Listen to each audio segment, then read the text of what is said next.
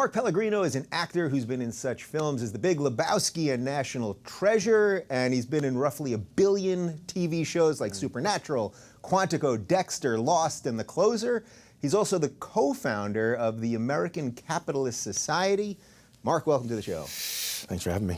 Did I pick the right shows there? You actually did. Yeah? Thank you. You feel good about that list? I feel good about the resume. You've got a long IMDb, and yet we're not going to talk about acting. You all right with that? Yeah, I'm more than all right with it. Thank you. Actors talking about acting. That's what we get from actors. It's got to be the most boring subject matter on the planet. So I'm glad we're avoiding it. All right. Well, we're going to go deep into politics and capitalism and free speech. Yikes. A lot of the stuff that I really love. So let's start with that. So as an actor, I find that many actors are sort of trained not to really say what they think, really share their feelings about things, especially when it comes to politics and opinions. And yet you're involved with the American Capitalist Party. Yes. Capitalism doesn't seem like the cool thing these days. We're into socialism. Yes, How'd you get mixed up in capitalism? Yeah, I don't know. That must have just been a twist of fate. Because I was educated in these state-run schools to believe that capitalism was probably the worst thing to hit civilization since the plague. But I grew out of that simply by observing, by observing the prosperity that it brought. So, and I see in the political world around us a market now for free market ideas, because what I see in the political spectrum is basically one party with two sorts of expressions. They both agree on the premise of government, and they disagree on degrees of that premise, but they both agree. Yeah, and what's interesting about that is I don't know that there's ever been a better example of that than we have right now, where, assuming that it's Clinton on the Democratic side, and we know it's going to be Trump, they're both basically centrist. Sure, Trump says a lot of crazy things, and a lot of people don't like things about Hillary, but they're not that different, right? They've been to weddings together. They've done a lot of money things together. So that proves it more than anything else that these parties are pretty much in bed together, right? They're in bed together. I think the premise that they both agree on is that it's appropriate to use state aggression to achieve a good. They disagree on what that good is and on how much state aggression should be applied and in what areas, but they agree that aggression is a good thing. Right. So, okay, so if you don't want the state to be growing, basically, that's one of the premises. We'll talk about some of the principles in the party.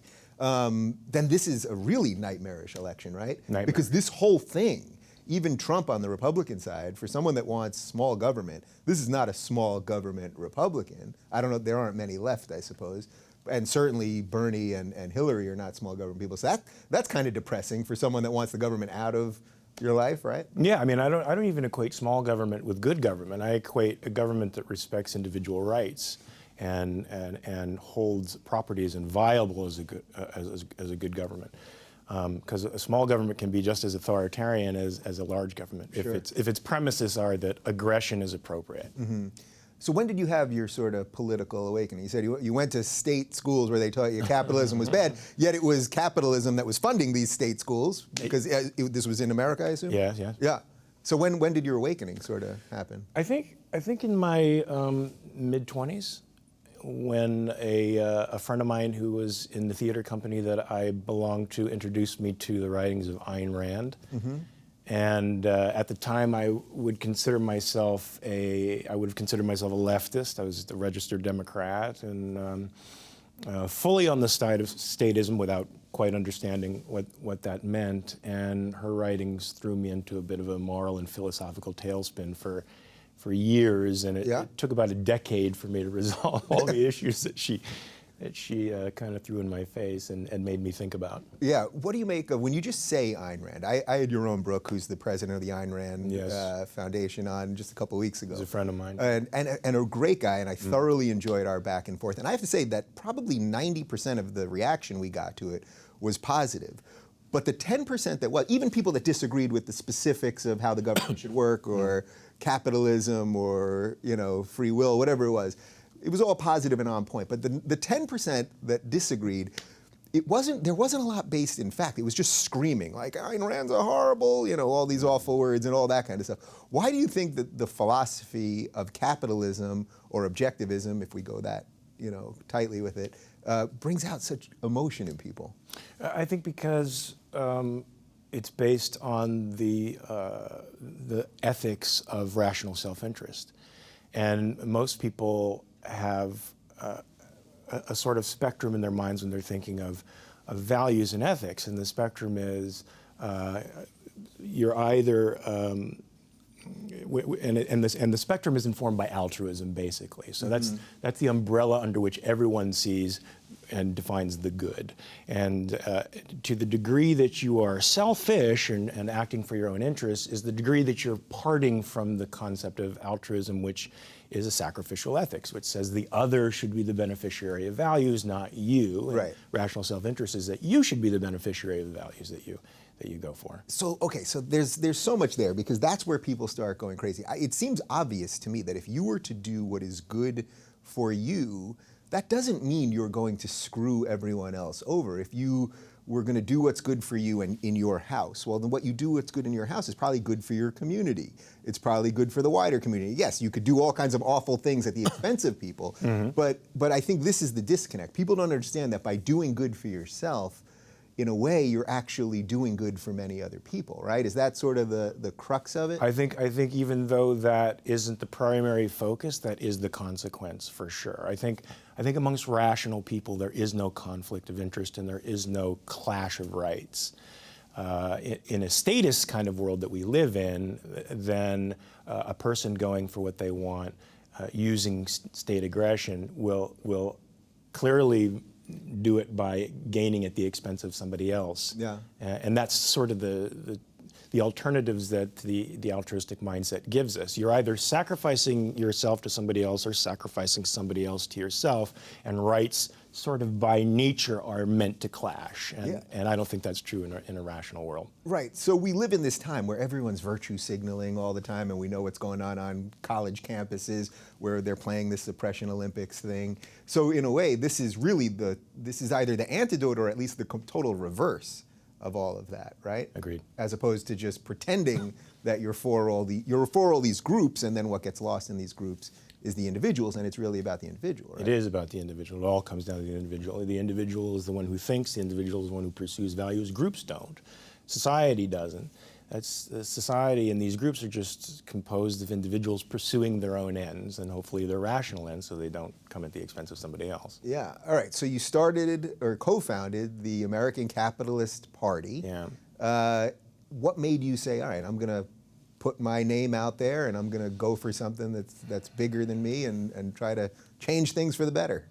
Well, just not seeing the alternatives out there, and seeing that the parties agreed on an ethical premise, and so that people were not really seeing that there is an other side, another argument that needs to be brought to the fore. And for me, the fundamental question is as I said, do you want state aggression as a means of achieving the good, or do you think individuals pursuing their own happiness as a moral Yeah. When you say ideal? state aggression, I think some people probably think you mean you're talking about war or by coercion through a gun, but it's not necessarily just that, right? It's initiated force against an individual who's committed no crime. So it covers the spectrum of from war, unjust wars, all the way to the regulatory state, which in my mind is an act of aggression against producers to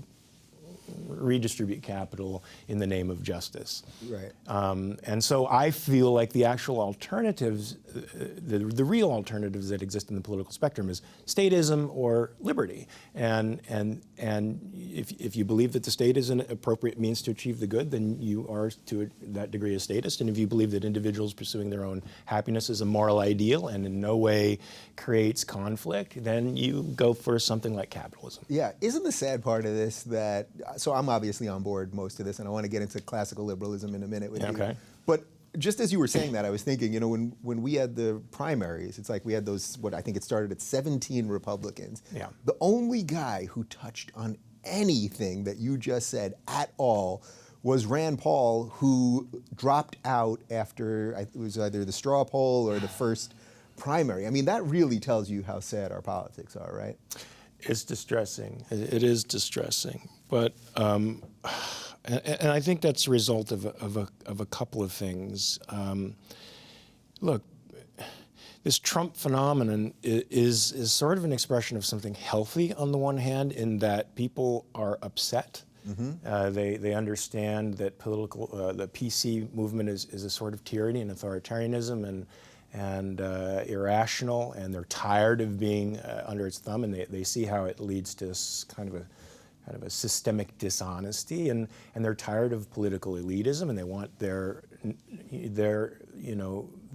notions to be reflected in government. They don't want to be ignored, and I think those are very, very powerful and true assessments of the problem out there. Sure. The issue, though, with Trump, I never thought he'd get this far, to be honest with you. I thought the American people would be mad that express that anger, but at some point latch onto a principle, and somebody like a Rand Paul, or even a Cruz, who's sort of a constitutional conservative, would rise to the top. Your reaction right there when you said Cruz, that's sort of how everybody felt about Cruz. Even the people that liked him on the constitutional stuff, I think everybody was kind of like, just not this guy, could there be somebody else? Well, it's that social agenda of conservatism that they have to play to during every election that sort of bugs me. I'm sorry, that's their version of the appropriateness of using force against people. Right, wait, let's just unpack that a little bit. So basically they would be for all the things that you've talked about. They're for capitalism and supposed smaller government and states' rights and things like that. And yet there's this social component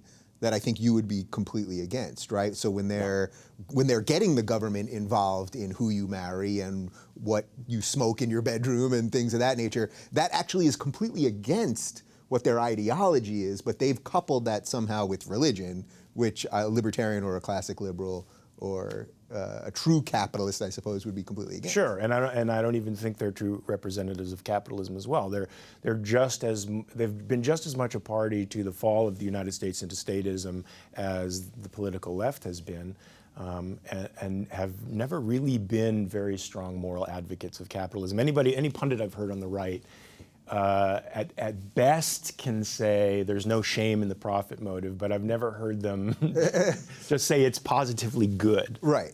If business works, it's actually good because you can hire people and people can buy things and things of that nature. All right. So I know a certain amount of people watching, we're only 10 minutes in or so, are going to say, this guy's a conservative. Everything he said is a conservative. Now, it's funny, I never email my guests with questions in advance or anything beforehand. I did say to you something about, just a quick one-liner saying something about, it's nice to have an actor with some conservative leanings or something, because actors don't talk about this stuff. And you immediately wrote back and said, well, I'm not a conservative, I'm a classic liberal. Yes. Now, this is a phrase that I've been talking a lot about. Nobody really understands what it is. It's very close to libertarianism. But why don't you give me your definition of what a classic liberal is? I think a classic... Well, I'm not testing you. We'll link people to things. Thank God. About it. Yeah. No, I think a classic liberal is one that believes that government is a monopoly of force, and that force has only one moral expression in society, and that is in a retaliatory expression. So that a classical liberal, I think, believes that you should ban the initiation of force from all interpersonal relationships, and that is the way that individual rights are preserved and the inviolability of property is preserved. So that's my take on liberalism. I don't know what your... Yeah, well, close. I would add, I read a great quote by Bertrand Russell, who was saying that the classic liberal also will change their opinions as evidence changes. Not necessarily that you're changing your moral compass, but you're willing to change as you learn new information. And we live in a time where people just don't do that. People are afraid to change their opinions because they're called flip-floppers, or they just get so stuck in something that they only, it's like on Twitter, if you only follow people that reinforce your opinion, well, then you never change. You're in the echo chamber. Exactly. Well, I think there needs to be a distinction that's made between principle and dogma, and principles sort of hold for all time. They're like laws of nature. They just are, and And yes, I think a liberal, especially classic liberal, is intellectually flexible for sure. But that just speaks to the fact that liberals are rational, and they hold reason as a primary, as opposed to any other means of knowledge. But let's not push away the concept of principle and and believe that, well, that's easily divorceable, because I think those hold for all time. And the pragmatists that we see today in politics who shift in constantly, Donald Trump is a perfect example of an unprincipled pragmatist. That's sort of the opposite. That's an anti-intellectual kind of flexibility. So I think we want that, that love of reality and love of reason, and that understanding that a principle is an accumulation of facts. It's a sort of a mental shorthand for a lot of information, and that it holds true for all time. Yeah, so that's really the catch-22 with Trump, right? Like, we've all been waiting desperately for someone to break through the nonsense, someone to not only be on prompter, someone to actually speak like we speak, someone to not be afraid to share every opinion, even if it's going to upset some people. And yet you just hit on it. The sort of underpinnings of what he's saying really make no sense. He's saying everything. And yet Milo Yiannopoulos, who I had on, who's a big Trump supporter, said that this election just simply isn't about policy. It's just about this social, it's about that. It's just about this social component. People are so sick of that that's purely all they're voting on. But that's a kind of scary place to be in. It's a scary place to be. It is a scary place to be in, but understandable. As I said, political correctness is a tyranny, and we are seeing it in the colleges today. Yeah. How language is being taken over by this movement, and people just don't want that anymore. Yeah. I wish there were an intellectual alternative to a guy like Trump, to be honest. I just wish there were. Yeah, I wish, but we'll have to continue to wish.